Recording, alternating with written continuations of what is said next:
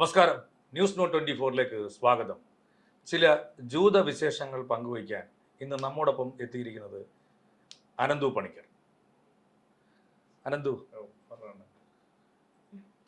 ഞാൻ ഇപ്പോൾ ചില വിഷയങ്ങളുള്ള സംഭവങ്ങളാണ്. ഇപ്പോൾ ജൂതരെ കുറിച്ചുള്ളൊരു സംസാരങ്ങൾ ലോകം അറിഞ്ഞു തുടങ്ങി. നേരത്തെ ആരും അറിയാതിരുന്ന ഒരു മതത്തിൽപ്പെട്ടവരായിരുന്നു, ഒരു സെമിറ്റിക് മതത്തിൽപ്പെട്ട ജൂതർ എന്ന് പറയുന്നത്. അവരാരാണ്? പക്ഷെ അവർ ദൈവത്തിൻ്റെ പുത്രന്മാരാണ്, ദൈവത്തിനോട് അടുത്ത ബന്ധമുള്ളവരാണ്. അവരെ ആർക്കും ഒന്നും പറയാൻ പറ്റത്തില്ല. അവരെ പറയുന്നതും ദോഷമാണെന്ന് ചിന്തിക്കുന്ന ഒരു വലിയ സമൂഹമുണ്ട്. ക്രിസ്ത്യാനിറ്റിയിലാണ് അത് കൂടുതലുണ്ട്. മുസ്ലിമും അവരോട് അത്ര അടുത്ത് നിൽക്കുന്നവരല്ല. പക്ഷെ ഒരു കാലത്ത് ഇറാനിലൊക്കെ അതായത് ലോകം മുഴുവൻ അവരെ ആട്ടിപ്പായിട്ടുണ്ട്. ഹിറ്റ്ലർ അവരെ ഉന്മൂലനാശനം ചെയ്തിട്ടുണ്ട്. എന്നിട്ട് അദ്ദേഹം ബാക്കി വെച്ചിട്ടുണ്ട്. കുറച്ചു പേരെ ഞാൻ ബാക്കി വെച്ചിട്ട് പോകുന്നു എന്ന് പറഞ്ഞിട്ടാണ് ഹിറ്റ്ലർ അദ്ദേഹത്തിന്റെ ആത്മകഥ അവസാനം മെയിൻ കാഫിൽ അദ്ദേഹം അത് പറയുന്നുണ്ട് ഈ ജൂതരെ പറ്റി. പക്ഷെ ചെയ്തത് വളരെയധികം ക്രൂരകൃത്യമാണ്. കാരണം കുട്ടികളെയൊക്കെ ഗ്യാസ് ചേമ്പറിൽ കയറ്റിക്കൊന്നു. പക്ഷെ അതേ ജൂതർ തന്നെ കുട്ടികളോട് ഒരു മര്യാദയില്ലാത്ത രീതിയിൽ ഇപ്പൊ ചെയ്തുകൊണ്ടിരിക്കുന്നു. അവരുടെ കുഞ്ഞുങ്ങളെ അങ്ങനെ ചെയ്തിട്ടുള്ളതിന്റെ പ്രതികാരമായിട്ടാണോ ലോകത്ത് ഇപ്പൊ തന്നെ ഇറാനില് അല്ലെങ്കിൽ പാലസ്തീനാണെങ്കിലും പിന്നെ എഫ്സ്റ്റീൻ ഫയൽസിലെ കഥകൾ അതൊക്കെ വെച്ച് നോക്കുമ്പോൾ ലോകം കണ്ട ഏറ്റവും വലിയ ക്രൂരകൃത്യങ്ങൾ ചെയ്യുന്നത് അത് മനുഷ്യനോട് തന്നെ ചെയ്യാം. അപ്പം ചോദിക്കും, മൃഗങ്ങൾ ഒരു പ്രിൻസിപ്പൾ, മൃഗങ്ങളോട് ചെയ്യുന്നില്ലേ? ഇപ്പം സിംഹത്തിനെ തന്നെ കടിച്ചു കൊല്ലുന്നുണ്ട് മനുഷ്യന്. അല്ല, പക്ഷെ ഈ ജൂതരുടെ ഇതുമായി ചിന്തിച്ചു നോക്കുമ്പോൾ വകതിരിവ് എന്ന് പറയുന്ന സംവിധാനം ഇല്ല. ഇവര് ഇറാനിൽ ഇപ്പൊ തന്നെ ഈ യുദ്ധത്തിന്റെ ഈ അമേരിക്കയും ഈ ഇസ്രായേലും കൂടെ ചേർന്ന് ആദ്യം ഇറാനെ കൊണ്ട് ബോംബിട്ടെന്നാണ് സ്കൂളിലാണ്. സ്കൂളിൽ എത്ര 130ഓളം കുട്ടികളാണ്. അപ്പൊ അത് ദൈവത്തിന് കൊടുത്ത നേർച്ചയാണോ? അങ്ങനെയാണ് പുറത്ത് പറയപ്പെടുന്നത്. അവരുടെ ഒരു റൈച്ചലിന്റെ ഭാഗമായിട്ടാണ് ഒരു തിയറി പുറത്ത് വരുന്നുണ്ട്. പക്ഷെ നോക്കൂ, ഇപ്പൊ ഈ ബാക്കി GCC എല്ലാരും ഇവര് അമേരിക്കയിലെ ബേസുകളിലാണ് ബോംബിടുന്നത്. ഇവിടെ മാത്രം കൊണ്ടുവന്ന് ഈ സ്കൂളിൽ ഇട്ടു. അതായത് അവർക്ക് എത്രയോ വേറെ ജനവാസം. അമേരിക്കയിലെ ബേസുകൾ കൃത്യമായിട്ട് എയിം ചെയ്ത് ഇവർക്ക് ഇടാൻ പറ്റുന്നുണ്ട്. കാരണം അവർ GPS സിസ്റ്റം വഴി നോക്കിയിട്ടാണല്ലോ ബോംബിങ് നടത്തുന്നത്. ഇത് അമേരിക്കയുടെ ബേസ് ആണ്, അല്ലെ ഓയിൽ, ആ രാജ്യത്തെ ഓയിൽ ഇതാണ്. അപ്പൊ അത്രയും സംവിധാനമുള്ള ഇവർക്ക് എന്തുകൊണ്ട് ഇത് സ്കൂളാന്ന് കണ്ടുപിടിക്കാൻ പറ്റിയില്ല? അല്ല, അവർ കണ്ടുപിടിച്ചിട്ട് തന്നെ ബോംബിട്ടു. അപ്പൊ അത് അറിഞ്ഞുകൊണ്ട് തന്നെ ചെയ്തു. അപ്പൊ ഒരു കുഞ്ഞുങ്ങളെ കൊല്ലണം എന്നുള്ള ഉദ്ദേശത്തോടു കൂടി തന്നെ അത്രമാത്രം ക്രൂരതയാണ് അവരവിടെ കാണിച്ചത്. അല്ലെങ്കിൽ ഈ സിസ്റ്റം GCC ചെയ്യുന്നത് ഇവർക്ക് ആക്യുറേറ്റ് ആയിട്ട് ഇവിടെ ഇടാം. പക്ഷെ ഞങ്ങൾ ഇറാനി ഇടുമ്പോൾ ഞങ്ങൾക്ക് ഇതിന്റെ ആക്യുറസി കിട്ടിയില്ല, സ്കൂളിൽ ഇടത്തുള്ളൂ. ഈ അനന്തു മസ്കറ്റിലാണ്. അപ്പോ ഈ പറയുന്ന അതിന് ചുറ്റുമുള്ള അറബ് രാജ്യങ്ങളിലെല്ലാം തന്നെ ഇറാൻ ബോംബിടുന്നുണ്ട്. ഇറാൻ ബോംബിടുന്നെന്ന് പറയുന്നത് അവിടെ അമേരിക്ക താവളമാക്കിയത് കൊണ്ടാണ് ഇറാൻ ബോംബിടുന്നെന്ന് പറയുന്നത്. പക്ഷേ മസ്കറ്റിൽ ഒരു തരത്തിലും ബോംബിട്ടതായിട്ട് ഇറാൻ ബോംബ് വീണിട്ടുണ്ട്. പക്ഷെ ഇറാൻ അത് അംഗീകരിച്ചിട്ടില്ല. കാരണം ഇറാൻ അവിടെ അത് ഇട്ടിട്ടില്ല. ഇല്ല, അത് എനിക്ക് തോന്നുന്നത് അമേരിക്ക തന്നെ ആയിരിക്കാനാണ് സാധ്യത. കാരണം ബാക്കി എല്ലാ GCC ഇടുമ്പോൾ ഇവിടുന്ന് ഒരു എതിർപ്പ് വരുന്നില്ല. ഇവിടെ ഇറാനെ സപ്പോർട്ടഡ് ആയിട്ട് നിൽക്കുന്നത് ഒരു നയത്തിലാണ് നിൽക്കുന്നത്. ഇവര് അങ്ങോട്ട് ഒരു യുദ്ധം ആകാനുള്ള വകുപ്പിന് നിൽക്കാറില്ല. യഥാർത്ഥത്തിൽ എന്റെ ഒരു അറിവിൽ ഈ യുദ്ധം സ്റ്റാർട്ട് ചെയ്ത് തന്നെ ഈ എഫ്സ്റ്റീൻ ഫയൽസ് ലോകം മുഴുവൻ പടർന്നു പിടിക്കുകയും ചെയ്യുകയും അതിനുശേഷം അത് മറന്നു. പക്ഷെ അതിനകത്ത് നടത്തിക്കൂട്ടിയ ക്രൂരതകളെ കുറിച്ച് ഒന്നും കുട്ടികളെ അതായത് പിഞ്ചു കുഞ്ഞുങ്ങളെ അടക്കം ഉണ്ട്. അത് കൂടാതെ അവരെ കൊന്നിട്ട് അത് ഭക്ഷിക്കുന്നതിനെ പറ്റി പറയും അല്ലേ? ആ രീതിയിൽ ഇറങ്ങിയ ഫയലുകളിനകത്ത് പറയുന്നുണ്ട്. അത് ഗൂഗിളിനകത്ത് സെർച്ച് ചെയ്ത എഫ്സ്റ്റീൻ ഫയൽസ് നമുക്ക് ഓപ്പൺലി പബ്ലിക്കിന് അവൈലബിൾ ആണ്, കൃത്യമായി പറയുന്നുണ്ട്. ഇത്രയും വലിയ ക്രൂരത കാട്ടി സ്റ്റാർട്ട് ചെയ്യുന്നതിന് മുമ്പ് ഇറാനിലെ ഈ ഒരു ബാലം എന്ന് പറഞ്ഞിട്ട് ഒരു സാത്താനിക് ഇതുണ്ട്. അതാണ് ഈ എഫ്സ്റ്റീൻ ഐലൻഡിൽ ഇവര് അതിനകത്തൊരു പള്ളി പോലെ ചെയ്തു വെച്ചിട്ടുണ്ട്. അതിൽ വർഷിപ്പ് ചെയ്യുന്നത് ഇതിനെയാണ്, കുഞ്ഞുങ്ങളെ അല്ല. ഈ ബാലം എന്ന് പറഞ്ഞിട്ട് ആന്റിക്രൈസ്റ്റ് ആയിട്ടൊരു സാധനമാണ്. ഇതിന്റെ ഒരു പ്രതിമ ഈ യുദ്ധമൊക്കെ സ്റ്റാർട്ട് ചെയ്യുന്നതിന് ഒരാഴ്ച മുമ്പ് ഇറാനി കത്തിച്ചു കളഞ്ഞായിരുന്നു. അതിന്റെ പ്രതിഷേധമായിട്ട് നെതന്യാഹു പറഞ്ഞായിരുന്നു, നിങ്ങൾ ഇത് കത്തിച്ചതിന്റെ ലക്ഷ്യം എന്താണ്, അടുത്ത യുദ്ധത്തിലേക്ക് നീങ്ങും എന്നുള്ള തരത്തിൽ പുള്ളി സംസാരിച്ചായിരുന്നു. അപ്പൊ ഇതിന്റെ എല്ലാം പിന്നിൽ ഈ മതപരമായ ആചാരമാണോ ദുരാചാരമാണോ? ഈ റൈച്ചലി ഇവർക്ക് കൊടുക്കുന്ന സാധനങ്ങള് ഞാൻ വായിച്ചറിഞ്ഞ കാര്യങ്ങൾ അതിനകത്തുണ്ടെന്ന് മനസ്സിലാക്കിയ കാര്യമാണ്. അതിനകത്ത് പിള്ളേരെയാണ് ഇവര് നേർച്ചയായിട്ട് കൊടുക്കുന്നതും കാര്യങ്ങളും ചെയ്യുന്നത്. അപ്പൊ അത്ര ലോകം കണ്ട എല്ലാ സയന്റിസ്റ്റുകളാവട്ടെ, നിലവിലെ ലോകത്തെ കോടീശ്വരന്മാരാവട്ടെ, മൾട്ടി മില്യനേഴ്സ് ആവട്ടെ, എല്ലാം തന്നെ ജൂതരാണ്. അതിപ്പോഴും അറിയാതിരിക്കുക. പക്ഷെ നമ്മൾ ഈ കേരളത്തിൽ ഇതിനെ കുറിച്ച് എന്തിനാണ് ചർച്ച ചെയ്യുന്നതെന്ന് വേണമെന്നുണ്ടെങ്കിൽ ഇവിടുത്തെ ജനങ്ങൾ ചോദിക്കും. കാര്യം അവിടെ നടക്കുന്ന ഈ സംഭവം ജൂതരെ കുറിച്ചൊക്കെ ഇവിടെ ഇലക്ഷൻ നടക്കുന്നു, മറ്റു കാര്യങ്ങൾ നടക്കുന്നു, നിനക്കെന്തിനാണ് ഈ ജൂതരെ പിടിച്ച് സംസാരിക്കുന്നത്? അവർ നമ്മളിലേക്ക് എത്തുന്നില്ലല്ലോ, അവർ ആരെ ഉപദ്രവിക്കാതെ ഇസ്രായേലിൽ ജീവിക്കുന്നവരില്ലേ എന്നൊക്കെ ചോദ്യങ്ങൾ ചോദിക്കുന്നവരോട് ധാരാളമുണ്ട്. അവരോടായിട്ട് എനിക്ക് പറയാനുള്ള ചില കാര്യങ്ങൾ അതൊന്ന് സൂചിപ്പിക്കാൻ വേണ്ടി കൂടെയാണ് ഞാൻ അനന്തപുരോട് ഈ ചോദ്യങ്ങളൊക്കെ ചോദിക്കുന്നത്. കേരളത്തിലെ 13 ഹോസ്പിറ്റലുകൾ ഇന്ന് വാങ്ങി 16 hospital QCIL quality care India limited. അതായത് കെയർ ഹോസ്പിറ്റൽ എന്ന് പറഞ്ഞാൽ ഹൈദരാബാദ് ബേസ്ഡ് അമേരിക്കൻ ഹോസ്പിറ്റലാണ്. ഈ കെയർ അതിന്റെ അണ്ടറിലാണ് 5 ഹോസ്പിറ്റലുകൾ ഇവര് ചെയ്തേക്കുന്നത്. അതായത് 4-5. അതായത് കിംസ് ഹെൽത്ത്, നമ്മുടെ തിരുവനന്തപുരത്തെ കിംസ്, കേരളത്തിൽ മുഴുവനുള്ള കിംസ് ഹെൽത്ത് 3800 കോടിയോളം കണ്ട് മുടക്കിയാണ് ബ്ലാക്ക് സ്റ്റോൺ ആണ് വാങ്ങിയിരിക്കുന്നത്. ബ്ലാക്ക് സ്റ്റോണും KKR എന്ന് പറഞ്ഞ 2 കമ്പനികളാണ് വാങ്ങിയിരിക്കുന്നത്. അതായത് കിംസ് വാങ്ങിയിരിക്കുന്നത് ബ്ലാക്ക് സ്റ്റോൺ ആണ്. 3800 കോടിയോളം 2023 അവർ ഇൻവെസ്റ്റ് ചെയ്തേക്കുന്നത്. 2023 ഇപ്പോഴാണ് അത് മറച്ചു വെക്കുകയാണ്. അപ്പൊ അതിനകത്തൊരു കാര്യം എന്ന് വെച്ച് കഴിഞ്ഞാൽ അതായത് 80% അവരുടെ വാങ്ങി കഴിഞ്ഞു. ഈ QCILന്റെ അണ്ടറിൽ നിന്നിട്ട് KIMS health, master DM, baby memorial hospital BN, അത് വളരെ ചെറിയൊരു ഹോസ്പിറ്റൽ. ഇത് ഈ ഇങ്ങനെ ഇത്രയും ഹോസ്പിറ്റലുകളുടെ അണ്ടറിലാണ് ബാക്കി ഈ 10ഓളം ഹോസ്പിറ്റൽ വരുന്നത്. അതിൽ ഏറ്റവും ചെറുത് പറഞ്ഞിരിക്കുന്നത് മറ്റേ കോഴിക്കോടുള്ള മൈത്ര, പിന്നെ തൊടുപുഴയിലുള്ള ഒരു ചെറിയ ഹോസ്പിറ്റൽ. ഇത് രണ്ടുമാണ് KKR എന്ന് പറഞ്ഞ കമ്പനി വാങ്ങിയിരിക്കുന്നത്. അതായത് വലുത് മാത്രമല്ല, ചെറിയ കമ്പനി, ചെറിയ ഹോസ്പിറ്റൽ ഒരു പർച്ചേസ് ചെയ്യുന്നുണ്ട്. എന്തിനാന്ന് വെച്ച് കഴിഞ്ഞാൽ ഒരു മോണോപോളി ഉണ്ടാക്കുക. ഇത് മോണോപോളി ആയി കഴിഞ്ഞാൽ അതായത് ഒരു നിലവിൽ കേരളത്തിലെ മെയിൻ ഹോസ്പിറ്റലുകളെല്ലാം അണന്റെ. അപ്പൊ താഴെയുള്ളവർക്ക് അതിന്റെ ഒരു പ്രധാന വേറെ ഹോസ്പിറ്റലുകൾക്ക് അതായത് സർക്കാർ മേഖലകളിൽ സംസാരിച്ച് നോക്കുകയാണെങ്കിൽ നമുക്ക് മെഡിക്കൽ കോളേജുകൾ ഇപ്പൊ എനിക്ക് 8 മെഡിക്കൽ കോളേജുകൾ സർക്കാരിന്റെ മേഖലകളിൽ തന്നെ ഉണ്ട്.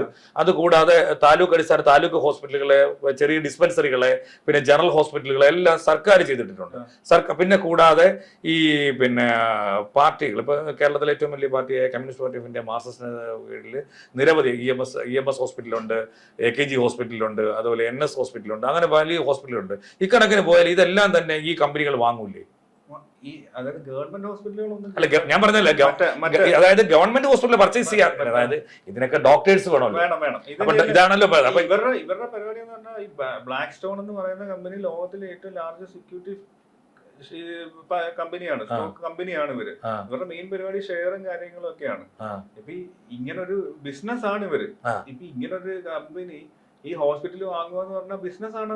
അല്ല, ഈ ബിസിനസിന്റെ പിന്നിലെ ദോഷം അന്നേരം നമ്മുടെ ജനങ്ങൾ പറയുന്നത് അറിയുക, അവര് ആ ഹോസ്പിറ്റലിൽ മേടിച്ചിട്ട് നിങ്ങൾക്ക് എന്തോടെ പ്രശ്നമൊന്നും. പക്ഷെ അതിനകത്തൊരു പ്രശ്നമുണ്ട്. അതാണ് ജനങ്ങളോട് എനിക്ക് പറയാനുള്ളത്. അത് ഞാൻ എന്റെ ഒരു അറിവിലുള്ള ഒരു കാര്യം ഞാൻ പറയുന്നത്, ഇപ്പോൾ ഇവർ ഇത്തരത്തിൽ ഹോസ്പിറ്റലുകൾ പർച്ചേസ് ചെയ്യുമ്പോൾ സർക്കാർ മേഖലയുള്ള ഹോസ്പിറ്റൽ അവർ പർച്ചേസ് ചെയ്തില്ല.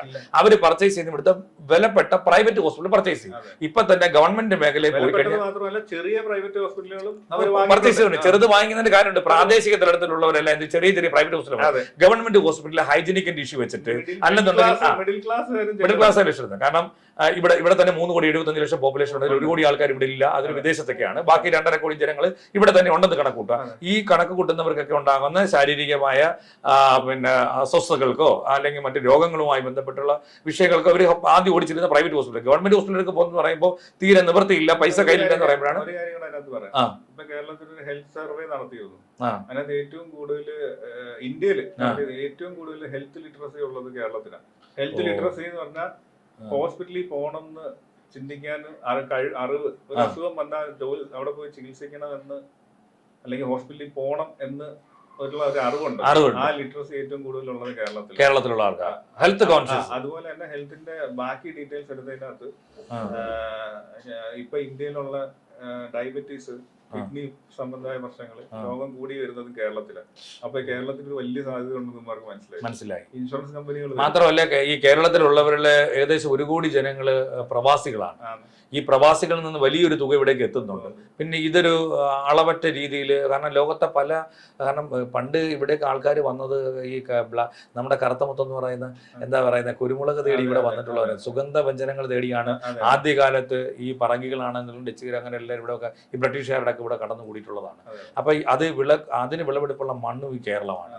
ഇവിടെയുള്ള ജനങ്ങളെയല്ല അവർക്ക് ആവശ്യം. ജനങ്ങളെ സമ്പൂർണ്ണമായി ഉന്മൂലനം ചെയ്യാൻ ഹോസ്പിറ്റലുകൾ തന്നെയാണ് നല്ലത്. കാരണം സർക്കാർ മേഖലയെ തളർത്തുക. കാരണം സർക്കാർ മേഖലയെ തളർത്തുന്നത് എങ്ങനെ? ഇപ്പൊ തന്നെ തിരുവനന്തപുരം മെഡിക്കൽ കോളേജ് നമ്മൾ കണക്ക് കൂട്ടുക, അവിടെ ഡോക്ടർമാരുടെ സമരം കേരളത്തിലുടനീളം നടക്കുന്നുണ്ട്. ഈ ഡോക്ടർമാരെല്ലാം തീരുമാനിക്കുക, ഞങ്ങൾ ഇനി ഗവൺമെന്റ് ഹോസ്പിറ്റലിൽ ജോലി ചെയ്യാൻ തയ്യാറല്ല, ഗവൺമെന്റിന്റെ ശമ്പളം വേണ്ട, അതിനേക്കാൾ കൂടുതൽ തുക ഞങ്ങൾക്ക് പ്രൈവറ്റ് ഹോസ്പിറ്റലിൽ കിട്ടുമെന്ന് പറയുമ്പോൾ ഈ പറയുന്ന ജനം എവിടേക്കേ പോകും? പ്രൈവറ്റ് ഹോസ്പിറ്റലിലേക്കേ പോകും. ഈ പ്രൈവറ്റ് ഹോസ്പിറ്റലിൽ പോകുമ്പോൾ അവിടെ ഫുൾ ഡേറ്റയും ഉണ്ട്. പോകുന്ന ഒരു രോഗി, ഇപ്പൊ ഞാൻ അവിടെ പോകുന്നു, എന്റെ ഫുൾ ഡേറ്റ അവിടെ ഉണ്ട്, എന്റെ ബ്ലഡ് ഏതാണ്, എനിക്ക് ഏതൊക്കെ തരത്തിലുള്ള അസുഖങ്ങൾ വന്നിട്ടുണ്ട്, ഇനി വരാനുള്ള സാധ്യതയുള്ള അസുഖങ്ങൾ, കണക്കൂട്ടലുകൾ, ഇതെല്ലാ ഡേറ്റകളും അവിടെ ഉണ്ട്. പിന്നെ എന്റെ ഫൈനാൻഷ്യൽ ഡേറ്റയും അവിടെ ഉണ്ട്. ഇത് മരുന്ന് കമ്പനികൾക്ക് വിൽക്കും, ഇൻഷുറൻസ് കമ്പനികൾക്ക് വിൽക്കാം. പരിപാടി അതായത് ഇന്ത്യയിലെ ഡേറ്റ മൊത്തം വിൽക്കുന്നത് ചിലപ്പോൾ ഈ അമേരിക്കയിലായിരിക്കും. ഇതെല്ലാം അവരുടെ സെർവറിൽ ചെല്ലുക. കാരണം ബ്ലാക്ക് സ്റ്റോൺ അല്ലേ ഇതിന്റെ ഓണർ, അല്ല KKR എന്ന് പറഞ്ഞ കമ്പനിയല്ലേ ഇതിന്റെ ഓണർ. ഇത് ശരിക്കും പറഞ്ഞാൽ നമ്മുടെ ഡേറ്റ മൊത്തം വേറെ രാജ്യത്തോട് ചെല്ലുകയാണ്, ഹെൽത്ത് വൈസിലുള്ള. അതായത് ഇൻഷുറൻസ് ഉള്ളവർക്ക് മാത്രമേ ചികിത്സ കിട്ടത്തുള്ളൂ. അപ്പൊ അത് ആ ഇൻഷുറൻസ് കമ്പനി തീരുമാനിക്കും ഏത് മരുന്ന് ഈ രോഗിക്ക് കൊടുക്കണം, എപ്പം സർജറി ചെയ്യണം. അതായത് ഡോക്ടറിന് പൂർണ്ണമായിട്ടും സ്വാതന്ത്ര്യത്തോടു കൂടി ഒരു ഡിസിഷൻ എടുക്കാൻ പറ്റാത്ത സിറ്റുവേഷൻ എത്തും. പറയുന്ന മരുന്നുകളെല്ലാം കഴിച്ചു ഇതിനിടയിൽ ആ വഴിക്ക് അവയവദാനം, അവയവ കച്ചവടം കിട്ടും. അതായത് ഇപ്പൊ അവർക്ക് ഇപ്പൊ ഒരാൾക്ക് പിന്നെ ഇന്നാടെ A പോസിറ്റീവ് അല്ലെ B പോസിറ്റീവ്. ഇപ്പൊ നമ്മളെ ഏത് ഹോസ്പിറ്റൽ, കിംസിന്റെ ആയാലും ഈ പറഞ്ഞ ഏത് ഹോസ്പിറ്റലായാലും അവരുടെ ഒരു ഡേറ്റ സെർവർ ഉണ്ട്. അതില് ഇപ്പൊ എന്റെ ആയാലും ഈവൻ നരേന്ദ്രമോദിയുടെ അപ്ലൈ ചെയ്താൽ പോലും അവരുടെ ഫുൾ അതിനകത്ത് വരുന്നുണ്ട്. അതായത് ഇന്ത്യയിലെ ഏത് പ്രമുഖന്റെ ആണെങ്കിലും ഏത് പാവപ്പെട്ടവന്റെ ആണെങ്കിലും ഹിസ്റ്ററി കിട്ടും. ബ്ലാക്ക് സ്റ്റോൺ കിട്ടുവാണ്. അതുപോലെ തന്നെ അവര് വേറൊരു രീതിയിൽ നമ്മളെ പ്രതിരോധിക്കാൻ ഇതിനകത്തെല്ലാം വലിയ കുഴപ്പം എന്താ വെച്ച് കഴിഞ്ഞാൽ, ഞാൻ ഈ പറഞ്ഞതുപോലെ ഇപ്പം അമേരിക്കയില് ഞാൻ പറഞ്ഞതുപോലെ ഒരു 8 കിലോമീറ്റർ ആംബുലൻസിൽ സഞ്ചരിക്കണമെങ്കിൽ 1 ലക്ഷം രൂപ ഇന്ത്യയുടെ കൊടുക്കണം. 8 കിലോമീറ്റർ സഞ്ചരിക്കാൻ 1 ലക്ഷം രൂപ കൊടുക്കണം ആംബുലൻസിന്. അതേപോലെ തന്നെ ഒരു ഫ്രാക്ചർ ഉണ്ടായി കഴിഞ്ഞാൽ അത് ചികിത്സിക്കണമെങ്കിൽ 6 ലക്ഷം രൂപ വേണം. അതാണ് ഈ യൂറോപ്പിലും അമേരിക്കയിലും ഉള്ളവർ പെട്ടെന്ന് ഇന്ത്യയിലോട്ട് വരുന്നത് ചികിത്സ തേടി. ഇത് കൃത്യമായിട്ട് ഇവർക്കറിയാം. അപ്പൊ ഇത് ഇവിടെ വരുമ്പോ എന്താ സംഭവിക്കുന്നതെന്ന് വെച്ചാൽ അതേ സിസ്റ്റം ഇവിടെ അതായത് ഇത് തീരുമാനിക്കുന്നത് ഇൻഷുറൻസ് കമ്പനിയും ഈ പറഞ്ഞവരുമായിരിക്കും. പക്ഷെ അന്നേരം നമ്മുടെ ഈ നാട്ടിൽ ഇതൊക്കെ ഇവിടുത്തെ നമ്മുടെ മുഖ്യമന്ത്രി അടക്കം ഓൾറെഡി പറഞ്ഞു ഇവരെല്ലാം ഇവിടുന്ന് പക്ഷെ വിദേശത്തേക്കാണല്ലോ ചികിത്സയ്ക്ക് പോകുന്നത്. അത് ഈ അതേ മുഖ്യമന്ത്രി തന്നെ ഇതിനെ ബേസ് ചെയ്ത് പറയുന്നുണ്ട്. പുറത്തുനിന്നുള്ള വിദേശകാര്യ കമ്പനികൾ ഇന്ത്യയിലേക്ക് വന്ന് ഹോസ്പിറ്റലുകൾ വാങ്ങുന്നുണ്ട്. അത് സേവനത്തിനൊന്നും വേണ്ടിയിട്ടല്ല, കൊള്ളയടിക്കാൻ തന്നെ, പ്യുവർ ബിസിനസ് തന്നെ എന്നുള്ളത് യൂട്യൂബിൽ നോക്കിയാൽ. ഈ അടുത്തിടയ്ക്ക് കിംസ് ഹോസ്പിറ്റലില് എനിക്ക് തോന്നുന്നു നിങ്ങളുടെ ആ കൊട്ടാരക്കര തന്നെയുള്ളൊരു പയ്യൻ മരിച്ചു. അവിടെ അവരെ ചികിത്സ മേടിച്ചത് അവന്റെ ലിവർ എല്ലാം പോയി. അപ്പൊ അവിടെ പിന്നെ നാട്ടുകാരെല്ലാം കൂടെ പിരിച്ച് ഏകദേശം ഒരു ആ സമയത്ത് തന്നെ 10-15 ലക്ഷം രൂപ കിംസുകാർ മേടിച്ചു. പക്ഷെ അവന്റെ ബോഡി വിട്ടുകൊടുക്കാൻ വേണ്ടി 1,40,000 രൂപയ്ക്ക് കൊടുക്കാനില്ലാത്തതുകൊണ്ട് ആ ബോഡിയുടെ പിടിച്ചു വെച്ചു. അപ്പൊ അതായത് ശവമായ പോലും മനുഷ്യൻ മരിച്ച് ശവമായാൽ പോലും അവന് കിട്ടാണ്ട പൈസ കിട്ടാതെ അവൻ ആ ബോഡി വിട്ടുകൊടുക്കത്തില്ലെന്നുള്ളതാണ്. അപ്പൊ അത്രയ്ക്ക് ക്രൂരതയാണ് ഈ പറയുന്ന കമ്പനികൾ നടത്തിക്കൊണ്ടിരിക്കുക. പക്ഷെ ഇത് മനസ്സിലാക്കാതെ ഇവരെ വാഴ്ത്തപ്പെട്ടവരാക്കി കൊണ്ടുപോവുകയാണ്. ഇവര് സാമ്പത്തിക മേഖലയിൽ ഒരു വലിയ പണി ഇന്ത്യയിലേക്ക് ഇത് ഇത്ര പുറത്തറിയപ്പെടുന്നുള്ളൂ. ഞാൻ പറയുന്ന സാധനം ഈ പറഞ്ഞ പോലെ ഇൻഷുറൻസുകാരായിരിക്കും എനിക്ക് തീരുമാനം മൊത്തം എടുക്കുന്നത്. ഇതിന് രക്ഷപ്പെടണമെന്നുണ്ടെങ്കിൽ സാധാ ഇൻഷുറൻസ് ഇല്ലാത്ത ഒരാൾക്ക് ഒരിക്കലും ഇവിടെ ചെന്ന് കയറാൻ പറ്റത്തില്ല. കാരണം ഭയങ്കര, അതായത് ചെലവ് ഭയങ്കരമായിരിക്കും, എല്ലാ ചെലവും കൂടും. അത് പിന്നെ അല്ലെങ്കിൽ നമ്മുടെ ഫെസിലിറ്റി ഉണ്ടായാലും എന്ത് ചെയ്യുന്ന ഇവര് ചെയ്യുന്നെന്ന് പറഞ്ഞാൽ ഗവൺമെന്റ് ഹോസ്പിറ്റലിൽ ഇവർ ഏതെങ്കിലും രീതിയിൽ പൊളിക്കാൻ ശ്രമിക്കും. അതെന്തോ ആദ്യം വേണ്ടത് ഡോക്ടേഴ്സിനെ ക്യാൻവാസ് ചെയ്യുക. പിന്നെ നേഴ്സുമാർക്ക് ഒരു കാരണവശാലും ശമ്പളം കൂട്ടി കൊടുക്കുന്നില്ല.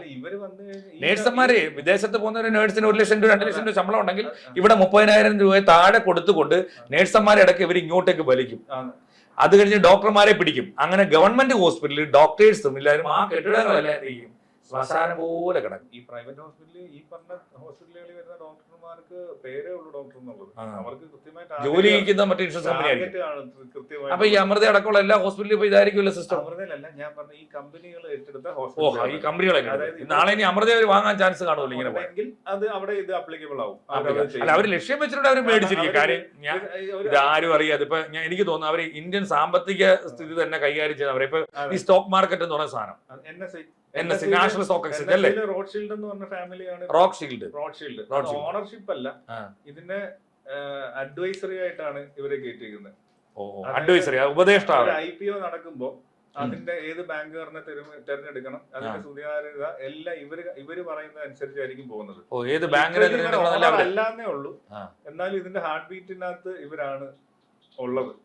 അതായത് NSEയുടെ IPO എന്ന് പറഞ്ഞാൽ, അതായത് NSE എന്ന് പറഞ്ഞാൽ 20,000 കോടിയോളം ബിസിനസ് നടക്കുന്ന ഇതാണ് ഇന്ത്യയിലെ തന്നെ വലിയ ബിസിനസ്. അതായത് ഇപ്പൊ അതായത് വലിയ കമ്പനികളുടെ മൾട്ടിനാഷണൽ കമ്പനികളുടെ എല്ലാം തന്നെ ഷെയർ എല്ലാം സൂക്ഷിക്കും. ഒരു 2 മാസമേ ആയുള്ളൂ, അതൊന്നും അധികം പുറത്തോട്ട് ന്യൂസ് എത്തുന്നില്ല. ഇത് അഡ്വൈസറി ബോർഡിലേക്ക് ഏറ്റവും വലിയ ദോഷം എന്താണെന്ന് വെച്ചാൽ ഈ പറയുന്ന ഈ റോക്ക്ഷീൽഡ് എന്ന് പറയുന്ന ആ 13 പിന്നെ ഫാമിലിക്കകത്ത് വരുന്നേ. Black stone, black rock, vanguard, ഈ ലോകം ഈ പറഞ്ഞ റോഡ്ഷീൽഡ്, റോക്ക് ഫെല്ലർ, ഇതെല്ലാം ഈ 13 ഫാമിലി ഈ ജ്യൂസ് ഫാമിലിയാണ്. അൺഫോർച്ചുനേറ്റ്ലി ആണോ ഫോർച്ചുനേറ്റ്ലി ആണോ ജ്യൂസിലുള്ളതാണ്. അല്ല ഇതൊക്കെ അവര് യഥാർത്ഥത്തിൽ അത് ആസൂത്രണം ചെയ്ത് തന്നെ ചെയ്ത് ഞങ്ങളെ ലോകം അറിയണ്ട, പക്ഷേ ഞങ്ങൾ ചെയ്യുന്ന ഞങ്ങൾ കൺട്രോൾ ചെയ്യും അത്. പക്ഷേ ഈ കുറെ കഴിയുമ്പോൾ ഇവിടെ എല്ലാവരും ഇലുമിനാറ്റി എന്നൊക്കെ പറയും, പക്ഷെ ഇതൊരു ഓർഗനൈസേഷൻ ആണ്, ഇതൊരു എലൈറ്റ് ഗ്രൂപ്പ് എന്നൊക്കെ പറയും. ഈ 13 ഫാമിലിയാണ് ഈ അതിനെ പുറത്തറിയപ്പെടുന്നത് ഇലുമിനാറ്റി എന്നൊക്കെ പറഞ്ഞ പിള്ളേരൊക്കെ എല്ലാരും പറയും. പക്ഷെ നമ്മുടെ രാജ്യത്തെ പ്രധാനമന്ത്രി അടക്കം അവരുടെ ആരാധനക്രമങ്ങൾക്ക് അനുസരിച്ച് അവിടെ പോയി നിന്ന് ഇല്ലേ? എല്ലാ രാജ്യത്തും അണ്ണാ ഇപ്പൊ ഇപ്പം ഈ ഇന്ത്യയിലേക്ക് വിദേശ നിക്ഷേപം ഉണ്ടാവുന്നു എന്ന് പറയുന്നത്, ഈ NSEയിലെ റോഡ്ഷീൽഡ് വന്നു എന്ന് പറയുന്നത് വിദേശ നിക്ഷേപമാണ്. പക്ഷെ ഇതിന്റെ ദോഷം നാളെ ഒരു യുദ്ധം ഇപ്പൊ ഈ ഇറാൻ സ്റ്റോപ്പ് ചെയ്യും.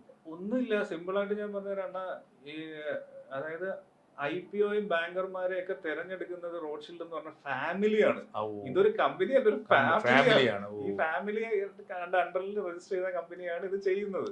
അപ്പൊ അണ്ണൊന്ന് ആലോചിച്ച് നോക്ക്, നാളെ ഒരു യുദ്ധം വരുവാണെങ്കിൽ ഇന്ത്യക്കെതിരെയാണ് യുദ്ധം വരുന്നത്, അമേരിക്കയോ ഇസ്രായേലോ ആണ് ഇതിനെപോലെ നമുക്കെതിരെ നിൽക്കുകയാണ്. ഇന്ത്യയുടെ സാമ്പത്തികം എന്താന്നുള്ളത് ആർക്കറിയാം? ഡേറ്റ സെർവർ മൊത്തം എവിടെ മൊത്തം ഡേറ്റ എവിടെ ആയിരിക്കുന്നത്? ഈ ഹോസ്പിറ്റലിന്റെ കാര്യം പറഞ്ഞ പോലെ NSEയുടെ ആണെങ്കിലും ഡേറ്റ ഉണ്ടല്ലോ, ഈ സാധനം എവിടെ ആയിരിക്കുന്നത് ആർക്കറിയാം? ഈ റോഡ്ഷീൽഡ് എല്ലാം ഇങ്ങനെ ഒരു സംഭവം വരുമ്പോ അതാണ് ഇവരുടെ ബുദ്ധി. ഹോസ്പിറ്റലിൽ ഇവർ ഏറ്റെടുത്തു. ഇപ്പൊ NSEയിനകത്ത് വന്നു, നാളെ ഒരു യുദ്ധം വരുമ്പോ ഈ ഒറ്റയടിക്ക് ഹോസ്പിറ്റലിലുള്ള കംപ്ലീറ്റ് നിക്ഷേപം ഇവരങ്ങ് പിൻവലിക്കുക. നമുക്ക് നേരത്തെ പറഞ്ഞതുപോലെ ഗവൺമെന്റ് ഹോസ്പിറ്റലിൽ ഫെസിലിറ്റീസ് ഇല്ല, ഈ ഹോസ്പിറ്റലുകളിൽ പൂട്ടും. ഈ ഹോസ്പിറ്റലുകളിൽ ഒരു മോണോപോളി ഉണ്ട്. എത്ര? 16ഓളം ഹോസ്പിറ്റലുകൾ. ഈ 16ഓളം ഹോസ്പിറ്റലുകൾ ഉണ്ടെങ്കിൽ അണ്ണ ഒരു സിമ്പിൾ ആയിട്ട് പറഞ്ഞു കഴിഞ്ഞാൽ, ഇപ്പൊ അണ്ണനൊരു കേരളത്തിൽ മൊത്തത്തിൽ ഏറ്റവും കൂടുതൽ തിയേറ്റർ ഉള്ള അണ്ണനാ. നമ്മുടെ PVR സിനിമാസ് എന്നൊക്കെ പറയുന്ന പോലെ അണ്ണന്റെ പേരിൽ ഒരു 30ഓളം തിയേറ്റർ കൊല്ലം ജില്ലയിലുണ്ട്. അല്ലെങ്കിൽ അണ്ണൻ താമസിക്കുന്നിടത്തുണ്ട്. അവിടെ വേറൊരു തിയേറ്റർ, പിന്നെ 1-2 ഉള്ള തിയേറ്റർ പിന്നെ സർവൈവ് ചെയ്യും. ഈ 30 തിയേറ്ററിൽ അണ്ണൻ 2 സ്ക്രീനോ 3 സ്ക്രീനോ വെച്ചുണ്ട്. ഈ എല്ലാ സിനിമയും അണ്ണന്റെ തിയേറ്ററിലേ വരും. അതാണ് മോണോപോളി എന്ന് പറയുന്നത്. അപ്പൊ ഇതുപോലെ ഈ ചെറിയ ഹോസ്പിറ്റലുകൾ ഉൾപ്പെടെ എല്ലാം ഇത്ര എണ്ണം 16 എണ്ണം നിലവിൽ മേടിച്ചു. ഒരു മോണോപോളി ആയി ചെറിയ ചെറിയ ഹോസ്പിറ്റലുകളിലേക്ക് ഒറ്റ സിസ്റ്റത്തിലാ പോകുന്നത്. അപ്പൊ ഇതെല്ലാം ആൾക്കാർ അങ്ങോട്ട് പോകും. മാത്രമല്ല അപ്പൊ ഇതിന്റെ പ്രശ്നം എന്താ വെച്ചാൽ ഇങ്ങനെ ഫണ്ട് പിൻവലിക്കുക. ഒരു യുദ്ധം വരുമ്പോ ഹോസ്പിറ്റലിൽ നിന്ന് ഇവര് ഫുള്ളി പിൻവലിക്കുക. നമ്മുടെ ഹെൽത്ത് മൊത്തം തീർന്നു. ഒരു യുദ്ധം വരുമ്പോ ആവശ്യം വരുന്ന ഹെൽത്ത്, ഒരു മരുന്ന് പോലും കിട്ടാതെ ഇൻഷുറൻസ് കമ്പനി ആയിരിക്കും മരുന്ന് ഡിസൈഡ് ചെയ്യുന്നത്. ഇവര് മരുന്നിന്റെ അവൈലബിലിറ്റി കുറയ്ക്കാൻ അത് മാത്രം, എന്നിട്ട് അതിന് കണിച്ചന്തയിൽ വിൽക്കുകയും ചെയ്യും. അതോടൊപ്പം തന്നെ അല്ല, അവർക്ക് ഇന്ത്യ നശിപ്പിക്കാന്നുള്ളത് അത്രേ ഉള്ളൂ. ഒരിക്കലും ആ പരിപാടിക്ക് നിൽക്കത്തില്ല. അതോടൊപ്പം തന്നെ NSEയിലെ ഫണ്ട് ഇവര് അതായത് NSEയിലെ ഫണ്ട് പിൻവലിക്കുമ്പോൾ രാജ്യത്ത് ഒറ്റ വ്യവസായ സ്ഥാപനങ്ങളില്ല, കംപ്ലീറ്റ് കമ്പനികളും കൂട്ടിക്കെട്ടുക. അതായത് നമ്മുടെ മൂല്യം കുറയുക. ഒന്നുമില്ല, അവരെ കൈവശിരിക്കുമല്ലേ പണം. അവർക്കറിയാം നമ്മുടെ കയ്യിൽ എത്ര ഉണ്ടെന്നുള്ളത്. പിന്നെ ഇവർക്ക് നമ്മളെ അടിക്കാൻ എന്താ പാട്? ഈ രാജ്യം വിറ്റ് കഴിഞ്ഞു. എന്നിട്ട് വളരെ കാര്യമായിട്ട് നമ്മളിങ്ങനെ നിൽക്കുക, ഇതൊന്നും സംഭവിച്ചില്ല. അതായത് സെബിയോ അല്ലെങ്കിൽ security exchange board of India ഇവരെടുക്കുന്ന തീരുമാനങ്ങളോ എന്താണ് എടുക്കുന്നതെന്ന് റോഡ്ഷീൽഡിന് നമ്മൾ പബ്ലിക്കിലേക്ക് സെബി എത്തിക്കുന്നതിന് മുമ്പ് ഇവർക്ക് അറിയാൻ പറ്റും. ആ രാജ്യത്തിന് അറിയാൻ പറ്റും. സത്യം പറഞ്ഞു വരുമ്പോ അമേരിക്കയിലെ ഇവരെല്ലാം ലിറ്ററലി ജ്യൂസ് ആണ് ഇവരെല്ലാം. അപ്പൊ ഇവരെവിടാ ഉള്ളത്? അമേരിക്കയിലും അല്ല, ഈ ജ്യൂസിന്റെ ആക്ച്വലി ഒരു ഇസ്രായേലാണ്. ഇസ്രായേൽ അവർക്ക് ഒരു രാജ്യമായിട്ട് പ്രഖ്യാപിക്കും 1948 കാലഘട്ടങ്ങളിലാണ്. അതിനു മുമ്പൊക്കെ എന്ന് പറഞ്ഞാൽ അവർ ലോകം മുഴുവൻ ആട്ടിപ്പായിക്കപ്പെട്ടവരാണ്. ഇനി അതിന്റെ പ്രതികാരമായിട്ടാണ് അവർ ചെയ്യുന്നതെങ്കിൽ ഈ പുതിയ യുഗത്തിൽ അത് ചെയ്യേണ്ടി ആയിരുന്നില്ല എന്നുള്ളതാണ്. ഇതൊരു വലിയ സംഭവമാണ്. പഴയ കാലത്ത് ഞങ്ങളെ അങ്ങനെ ഉപദ്രവിച്ചുകൊണ്ട് ഞങ്ങൾ ഈ ലോകം ഇല്ലാതാക്കി കളയും. ഇവിടുന്ന് ബ്രിട്ടീഷുകാരെ പോയിട്ട് ഇപ്പൊ ഇവരെ ഇല്ല എനിക്ക് തോന്നുന്നു ഇവര് ഇപ്പൊ യുക്രൈൻ തന്നെ ഈ സെലൻസ്കി എന്ന് പറയുന്നത് ജൂതനാണ് കേട്ടോ. അതെ, ബ്രിട്ടീഷുകാരെ നമ്മൾ അടിച്ചുവിടുന്ന് ഓടിച്ചു, എന്നിട്ട് സ്വാതന്ത്ര്യം കിട്ടി. ഇപ്പൊ എന്താണ് സ്വാതന്ത്ര്യം? ഇപ്പൊ ഒരു കമ്പനി എല്ലാം വിറ്റോണ്ടിരിക്കും. ഫലത്തിൽ വിറ്റോണ്ടിരിക്കുമ്പോ പിന്നെ അവരുടെ നിയന്ത്രണത്തില്ല. ചോദിക്കുമ്പോ ഇല്ല, ഞാൻ വിറ്റിട്ടില്ല, 80% ഷെയറേ കൊടുത്തിട്ടുള്ളൂ. നിസ്സാര കാര്യം. നമ്മുടെ എന്തെങ്കിലും ഒരു വസ്തു കൊണ്ടുവന്ന് ബാങ്കിൽ പണയം വെച്ച് കഴിഞ്ഞാൽ അതിന്റെ പൂർണ്ണ ഓണർ ബാങ്ക് ആണെന്ന് പറയുന്ന പോലെ ഇന്ത്യയെ കൊണ്ടുവന്ന് ആർക്ക് വിറ്റു? ഈ റോഡ്ഷീൽഡിന് വിറ്റു, പണയപ്പെടുത്തി. എന്നിട്ട് വളരെ നിസ്സാരമായിട്ട് നിന്ന് ചിരിക്കുന്നു. അതായത് ഇപ്പൊ യൂറോപ്പിലും അമേരിക്കയിലും ഒരു ഹോസ്പിറ്റൽ കേസ് വന്നാൽ അവിടുത്തെ സാധാരണക്കാർക്ക് പേടിയാണ്. കാരണം അവിടുത്തെ ആയുഷ്കാലം ഒരാളുടെ സാമ്പത്തികം ഒറ്റ ഇതിനകത്ത് തീരുവാണ്. അതേ സെറ്റപ്പ് ഇവിടെയാവും. ഇൻഷുറൻസ് ഇല്ലാത്തവർ എന്ത് ചെയ്യും? ശരിക്കും പറഞ്ഞാൽ അമേരിക്ക അടക്കം ഇവർ നിയന്ത്രിച്ചുകൊണ്ടിരിക്കുകയാണ്. അത്രേ ഉള്ളൂ. കാരണം അവിടുത്തെ ഈ കമ്പനി എല്ലാം അമേരിക്കയിലാണെങ്കിലും ഞാൻ പറഞ്ഞല്ലോ ആരാണ് ഇതിന്റെ ഇവര് തന്നെ ഇവരുടെ നിയന്ത്രണത്തിലാണ് ഈ പോകുന്നത്. അന്നേരം ഒരു യുദ്ധം വന്നു കഴിഞ്ഞാൽ നമ്മളെ നശിപ്പിക്കാൻ ഒരു ബുദ്ധിമുട്ടില്ല. ഇനി ടെസ്ലയുടെ കാര്യം പറയുകയാണെങ്കിൽ ടെസ്ലയുടെ കാറുകൾ ഇവിടെ ഇറങ്ങുന്നുണ്ട്. നമ്മുടെ എലോൺ മസ്കിന്റെ ഈ ടെസ്ല എന്ന് പറയുന്നത് നമ്മുടെ എഡിസന് മുമ്പുള്ള ഒരു സയന്റിസ്റ്റിന്റെ അയാളുടെ തിയറിയിൽ ആൾക്കുന്നത്. യഥാർത്ഥത്തിൽ ബൾബൊക്കെ ആക്ച്വലി എഡിസൺ കണ്ടുപിടിക്കുന്നതിന് മുമ്പ് ഈ ടെസ്ല ഇൻവെന്റ് ചെയ്തിട്ടുണ്ട്. കാരണം വെച്ചാൽ നമ്മുടെ ഇന്ത്യയിലെ ഏതോ ഒരു കൊട്ടാരത്തില്, അതായത് ഈ ബക്കിംഗ്ഹാമിനേക്കാൾ വലിയ പാലസ്, അതിനേക്കാൾ വിലപിടിപ്പുള്ള അവിടെ നമുക്ക് പബ്ലിക്കലി ബൾബ് അറിയപ്പെടുന്നതിന് മുമ്പ് അവിടെ ബൾബുണ്ട്. അതായത് എഡിസൺ ബൾബ് കണ്ടുപിടിക്കുന്നതിന് മുമ്പ് ബൾബ് എന്ന് പറഞ്ഞ സാധനം മനുഷ്യരിൽ എത്തുന്നതിന് മുമ്പ് അവിടെ ബൾബുണ്ട്. അതെങ്ങനെ? പേര് പക്ഷേ എഡിസൺ. അപ്പൊ ഞാൻ പറഞ്ഞു വന്ന ടെസ്ല എന്ന് പറഞ്ഞ വണ്ടി ഇന്ത്യയിൽ ഇറങ്ങുവാണ്. ഓട്ടോമാറ്റിക്കലി ഓടിക്കും, വണ്ടി സെൽഫ് ഡ്രൈവ് ചെയ്യും. അതെ, അതായത് നമ്മുടെ ജോഗ്രഫി മൊത്തം ആ സിസ്റ്റത്തിലാണ് വരുന്നത്. അല്ലെങ്കിൽ നമ്മുടെ ഡേറ്റ GPS-നകത്താണ് വഴി കാര്യങ്ങളെല്ലാം വരുന്നത്. ഇപ്പൊ ഇന്റർനെറ്റ് ഇൻസൈറ്റ് എന്നൊക്കെ പറഞ്ഞുകൊണ്ട് പല കാറുകൾ ഇറങ്ങും. എന്റെ സിം അല്ലെ അണ്ണന്റെ സിം ഇവിടെ എടുക്കണമെങ്കിൽ അണ്ണൻ എന്തൊക്കെ കൊടുക്കണം? എന്റെ ആധാർ കൊടുക്കണം. ഇത് ഏതിനകത്താ കണക്ട് ചെയ്യുന്നത്? ഇത് നമ്മുടെ സിം ലിങ്ക് ചെയ്യുകയാണ്, GPS ലിങ്ക് ചെയ്യുകയാണ്, വണ്ടിക്കകത്ത് കണക്റ്റഡ് ആണ്. ഞാൻ എവിടെ പോകുന്നു എന്നിട്ടല്ലേ നെറ്റ് വരത്തുള്ളൂ. അത്രേ ഉള്ളൂ. അപ്പൊ ആ ഡേറ്റ എവിടെ പോയി? ഞാൻ മാത്രമല്ല, ഞാൻ അതിൽ നിന്ന് ഏത് ഫോൺ ചെയ്താൽ പോലും ആ കമ്പനിയുമായിട്ട് അവർക്ക് ലിങ്ക് നമ്മൾ സഞ്ചരിക്കുന്ന എല്ലാ നമ്മുടെ ഡേറ്റ. പിന്നെ ഇതിനകത്ത് നമ്മുടെ മൈക്രോഫോൺ പോലുള്ള സാധനങ്ങൾ കാണും. കാരണം എന്തായാലും നമ്മള് സോഫ്റ്റ്വെയർ ഇൻസ്റ്റാൾ ചെയ്തായിരിക്കും നമ്മള് ടെസ്ല ആയാലും ഇപ്പൊ ബെൻസിനാണെങ്കിലും എന്ന് പറയുമ്പോൾ തിരിച്ച് സംസാരിക്കും. അപ്പം മൈക്കുണ്ട്. നമ്മൾ സംസാരിക്കുന്ന കാര്യങ്ങളുടെ ഡേറ്റ ഇൻസ്റ്റാഗ്രാമോ ഫേസ്ബുക്കോ അല്ല പരസ്യ കമ്പനികൾക്ക് കൊടുക്കാം. ഞാൻ സംസാരിക്കുന്നത് ഇപ്പം ഞാൻ ബെൻസിനെ കുറിച്ച് സംസാരിച്ച അണ്ണ നാളെ ഇൻസ്റ്റാഗ്രാം എടുത്തു നോക്കിയാൽ ബെൻസിന്റെ പരസ്യമാണെന്ന് കിട്ടും. അത്രയ്ക്ക് അഡ്വാൻസ്. അതെങ്ങനെ പോകുന്നത്? നമ്മൾ സംസാരിക്കുന്ന ഡേറ്റാസ് ഇവിടെ കിട്ടുന്നു. അത് മാത്രമല്ല, സാധനം നമ്മളിപ്പോ ഇൻസ്റ്റാഗ്രാം തുറന്നു നമ്മൾ മനസ്സിൽ ആഗ്രഹിച്ച ഒരു കാര്യം പോവാണ്, നമ്മൾ അതിന് സംസാരിക്കണ്ട. അല്ലെങ്കിൽ സംസാരിക്കും. പക്ഷെ നമ്മൾ ഇൻസ്റ്റ തുറന്നാൽ ആദ്യം വരുന്നത് നമ്മളെ സംസാരിച്ചതിനെ മൈക്കിനകത്തൂടെ ഇതിന് കേൾക്കുന്നുണ്ട്. 100% പ്രൈവസി ഇല്ല. ഇപ്പൊ ഇൻസ്റ്റാഗ്രാമിനകത്ത് തേർഡ് പാർട്ടി ഇതില്ലെന്ന് പറഞ്ഞുകൊണ്ട് ഇപ്പൊ വന്നില്ലേ, അവരെടുത്ത് കളഞ്ഞു. ഇനി ഇൻസ്റ്റാഗ്രാമിൽ അണ്ണൻ മെസ്സേജ് അയക്കുകയോ ഫോട്ടോസ് അയക്കുകയോ ചെയ്ത അണ്ണനും ഞാനോ അല്ലെങ്കിൽ അണ്ണന്റെ ഫ്രണ്ടോ മാത്രം ആയിരിക്കില്ല കാണുന്നത്. തീർച്ചയായും ആ ഇൻസ്റ്റാഗ്രാമിലുള്ളവരും കാണും. ഉണ്ടാക്കി വെച്ച കമ്പനി അവർക്ക്. അപ്പൊ നമ്മൾ സൂക്ഷിച്ചിരിക്കുന്ന പാസ്വേഡുകൾ പോലും ഇപ്പൊ ബാങ്കിങ് പാസ്വേഡ് ആയിക്കോട്ടെ, മെസ്സേജ് ത്രൂ ഇൻസ്റ്റാഗ്രാമിൽ എന്തയച്ചാലും എൻഡ് ടു എൻഡ് ഡിസ്ക്രിപ്ഷൻ. അതായത് നമ്മൾ ഇതിപ്പം ആപ്പിൾ ഫോണാണ്, നമ്മുടെ രണ്ട് ആപ്പിൾ ഫോണാണ്. ഒരു കാര്യമില്ല. ഈ പിന്നെ ഈ ആപ്പിൾ എന്ന് പറഞ്ഞ ഈ ആൻഡ്രോയിഡും ആപ്പിൾ എന്ന് പറഞ്ഞ ഡിവൈസിൽ ഇൻസ്റ്റാൾ ചെയ്തിരിക്കുന്ന ഒരു ആപ്പ് മാത്രമാണ് ഈ ഇൻസ്റ്റാഗ്രാം. ഈ ഇൻസ്റ്റാഗ്രാമിന്റെ ഓണർ വേറെയാണ്, ആപ്പിളിന്റെ ഓണർ വേറെയാണ്. ഇൻസ്റ്റാഗ്രാമിന്റെ നിയമം വെച്ചിട്ടാണ് അണ്ണൻ ഇനി ഇൻസ്റ്റാഗ്രാമിൽ വാട്സപ്പിൽ മെസ്സേജ് അയക്കുന്നത് പോലെ ആർക്കെങ്കിലും മെസ്സേജ് അയച്ചു കഴിഞ്ഞാൽ അണ്ണൻ ഈവൻ ഒരു ഫോട്ടോ അയച്ചാൽ കൂടി അണ്ണൻ മാത്രമല്ല അത് കാണുന്നത്, ഞങ്ങൾ കാണും എന്ന് അവർ ഒഫീഷ്യലി ഡിക്ലെയർ ചെയ്തു. അത് ഇംപ്ലിമെന്റും ചെയ്തു. അപ്പൊ ഈ എല്ലാരും ഈ ബാങ്കിങ്, അതായത് മൊബൈൽ ബാങ്കിങ് എന്ന് പറഞ്ഞ സംവിധാനമുണ്ട്. ഈ മൊബൈൽ ബാങ്കിങ് എന്ന് പറയുന്നത് പിന്നെ ഒന്നുകിൽ ആൻഡ്രോയിഡ് അല്ല iOS ആണ് സോഫ്റ്റ്വെയറുകൾ. അപ്പൊ ശരിക്കും പറഞ്ഞാൽ ഇന്ത്യയിലെ എല്ലാ ബാങ്കുകളുടെയും ഡേറ്റ ഈ പറയുന്ന ആൻഡ്രോയിഡ് കമ്പനിക്കും iOS കമ്പനിക്കും ഉണ്ടെന്നല്ലേ ഇതിന്റെ അർത്ഥം? എടുക്കാന്നല്ല അവരുടെ കയ്യിലാണല്ലോ, അവരുടെ പ്ലാറ്റ്ഫോമിലല്ലേ ചെയ്യുന്നത്. അതിന്റെ ആസ്ഥാനം US അല്ലേ, അതിന്റെ നിയന്ത്രണം ജ്യൂസിന്റെ കയ്യിലല്ലേ. അപ്പൊ സർവം മായ അല്ലേ. ഇനി ഇതിന്റെ പേര് ഇലുമിനാറ്റികളോ എന്നെ അടിച്ചു കൊല്ലുമെന്ന് എന്തായാലും ശരി, നമുക്ക് കാത്തിരിക്കാം. വളരെ നല്ല ഒരു ചർച്ച. അതിനുള്ള പ്രശ്നം ഇതാണ്, ഈ പറഞ്ഞ പോലെ മരുന്നുകളായാലും ഇനി വരാൻ പോകുന്ന 5 വർഷം നിർണായകമാണ്. കൃത്യമായിട്ട് എല്ലാ മനുഷ്യരും ഇൻഷുറൻസ് എടുത്ത് വെക്കുക, ഇല്ലാന്നുണ്ടെങ്കിൽ ബുദ്ധിമുട്ടേണ്ടി വരും. പെടും, തീർച്ചയായിട്ടും പെടും. അടുത്തൊരു യുദ്ധം വരുവാണെങ്കിൽ നമ്മുടെ ഡേറ്റാസ് കാര്യങ്ങളെല്ലാം വെളിയിൽ പോകും. ഇങ്ങനെ സാധനമുണ്ട്. Okay Ananthu, thank you.